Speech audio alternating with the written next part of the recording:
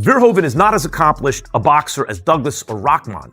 So do these odds suggest that Usyk is seen as more beatable than Tyson or Lewis?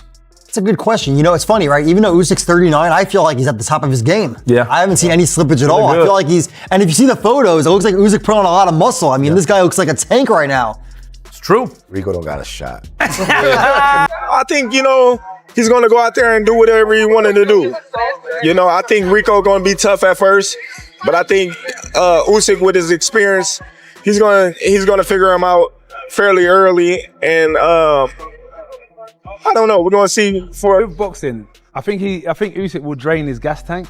Let's put it in this phrase for people who watch at home.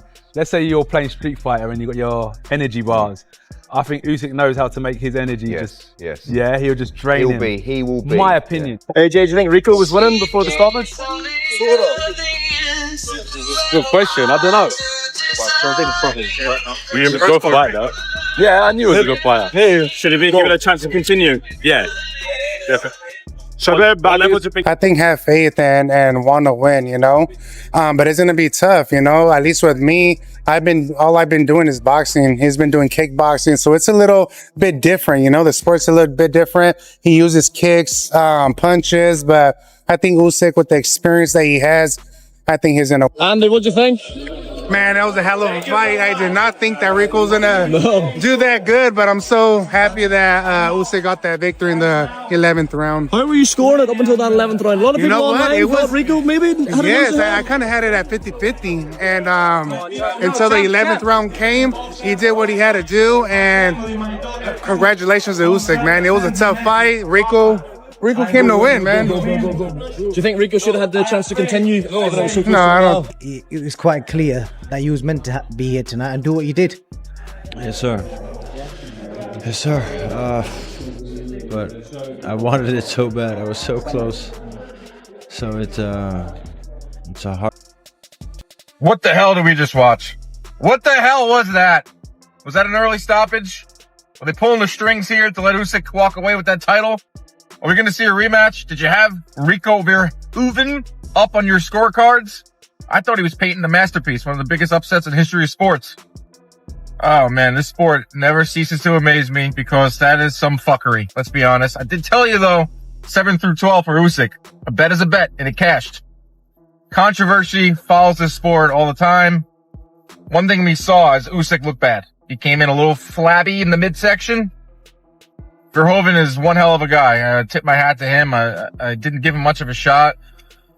This sport, man. Boxing's gonna box. 4 weeks before the historic heavyweight showdown under the shadow of the pyramids of Giza, mainstream media was filled with confidence and skepticism. Many boxing purists and sports analysts treated the clash between undisputed heavyweight champion Oleksandr Usyk and kickboxing star Rico Verhoeven as a one-sided mismatch on paper. The dominant narrative was simple. There are levels in combat sports, and a crossover fighter stepping into elite boxing would be completely exposed against a pound-for-pound great like Usyk. But what actually unfolded in Egypt shocked the entire boxing world. Instead of a routine domination, the fight turned into a chaotic, competitive battle that pushed expectations to the limit and forced many experts to rethink everything they had predicted. The final round sequence, in particular, left fans debating whether the outcome reflected dominance or survival.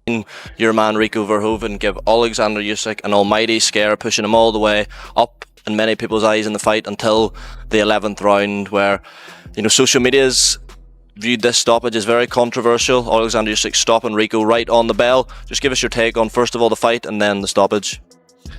Well, yeah, I'm hearing reports that the bell had already gone before he waved it off, so he stopped it in Rico's rest time anyway, so that shouldn't happen. I thought the stoppage was premature, to be honest.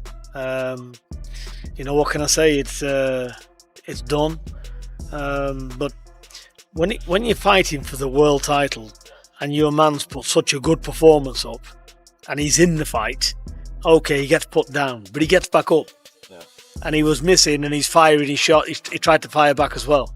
Yeah. So the bell's gone, and then he decides to stop it. He's on his feet, so he should have been let walk back. He's got a whole minute to gather himself, and that's my job in the corner, to get him back round and tell him what to do in the 12th round.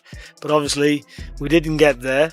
But it's It's just, again, it's... The tone of public opinion was shaped heavily by outspoken media personalities in the lead-up to the event. Stephen A. Smith was among the most vocal, using his high-energy analysis to suggest the matchup was heavily one-sided on paper. He was joined in broader discussions by respected boxing voices such as Roy Jones Jr. and Tim Bradley, who also leaned toward Usyk's dominance, questioning whether Verhoeven's past boxing experience could translate at the highest level. The overall consensus from much of the mainstream sports world was clear: this was supposed to be Usyk's showcase, but the reality inside the ring proved far more complicated. Is the WBC heavyweight champion of the world, not just taking a recess from fighting the biggest and best boxers on the planet when he is the sitting champion, but also putting his title on the line to fight a kickboxer with one professional boxing match in his career.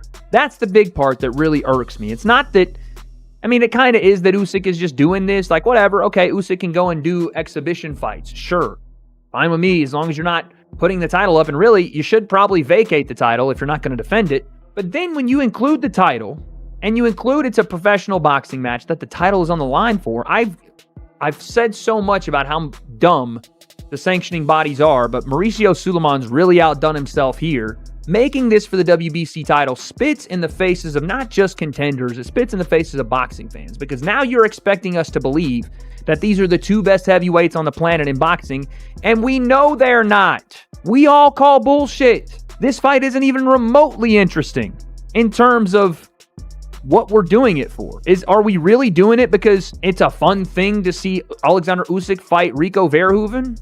No, we're doing it because Usyk wants a little time to do something else, make a fat paycheck, and they're going to do it at the bottom of the pyramids of Giza. That's why we're doing it, so we can show off that we can put fights at the pyramids of Giza. Did we not learn our lesson in Times Square? How much of a fucking shit show that was? You'll still do a watch party? I'll watch it.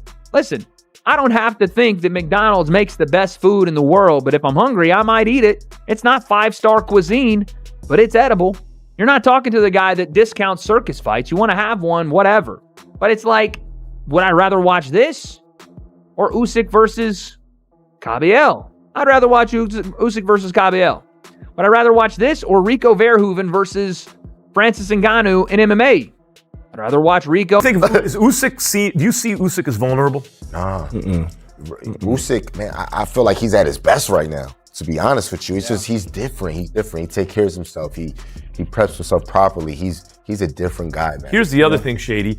Mike Tyson was a much bigger sensation in his day than Usyk is in his day. Yes. Mike Tyson was much more feared and considered a more unbeatable heavyweight champion. He was in his mid-20s when he got upset by Douglas. Usyk's nearly 40. He's never captured the imagination of the public. He doesn't look invincible. And yet, if you said who would win, Usyk at his best or Tyson at his best, Tyson ain't beating Usyk. I don't think so. I don't even think Tyson would think he's beating. So. And Lennox had already been knocked out by Oliver McCall. So Lennox was known as not being chinny, but a guy who you could knock out. And Mike Tyson, in retrospect, was more like Usyk's bag is so deep. He's got the heart. He's got the chin. I don't think Usyk is a guy that you're just gonna he's susceptible to a knockout. In a certain way, I think the odds are disrespectful to Usyk because in certain ways he's less vulnerable than Lennox or Mike were. That's true. Real quick, because I agree.